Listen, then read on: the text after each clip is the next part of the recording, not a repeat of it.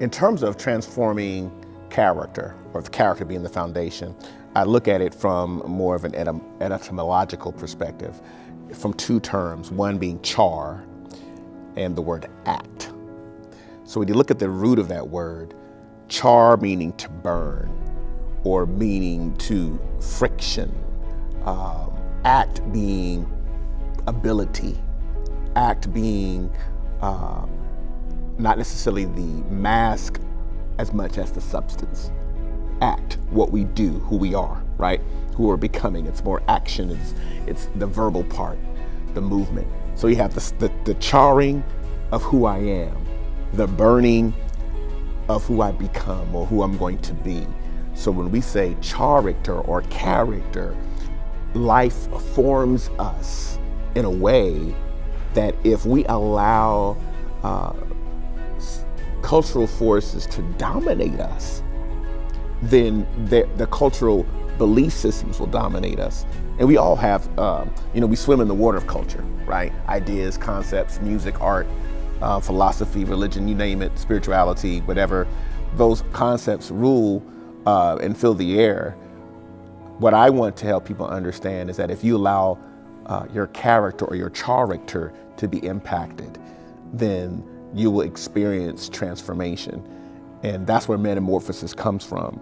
Metamorphosis comes from a seed form, the seed being my life, the seed being my life going into the ground of the world that I live in, the sun being the life that I'm living, the ground being the relationships that I have that provide roots and wings for me, the darkness being many times when I have to be by myself to discover and uncover who I am. But then there's the pursuit of that treasure, right? That helps, that treasure in us, that helps us unearth that. And that's where we begin to experience metamorphosis, true transformation in our character. And that leads to those other points. However, I did point out in that chapter, when we're weary, in other words, when we give up, when we just say, I don't want to pursue what's inside of me any longer because I lack status, because of what I don't have, because I don't have the connections.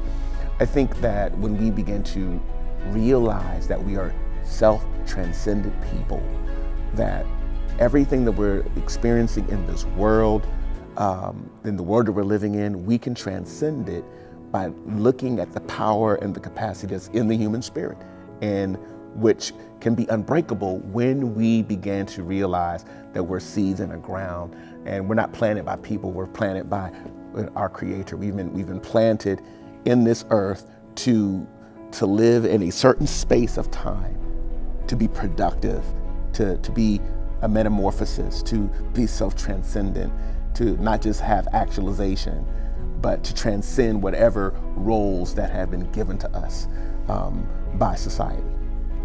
Many of you have experienced betrayal, you've experienced denial. What if Christ stopped praying because the disciples fell asleep in the garden? Oh, you know what? I'm done. I'm not going to pray anymore. I'm not going to do any more miracles because the people around me decided to sleep in my greatest hour of need. And because you matter, and you're evolving, and you're becoming, and you're being, and you're realizing, and you're actualizing, and you're transcending, this will simply aid to you. And because you matter, this book will aid and assist and hopefully be complementary to your self-evolution. And the DVD won't do that. No. You got to read it. Because you go back, and the tactile nature of touching a book just helps you go back and reflect. And I like to call it introspective perspective. So that's why I think someone should pick it up. I got my copy. Yes, sir. Yes, sir. Thanks for connecting. I'm Patrick J. Brown, your change architect, author of Change Matters.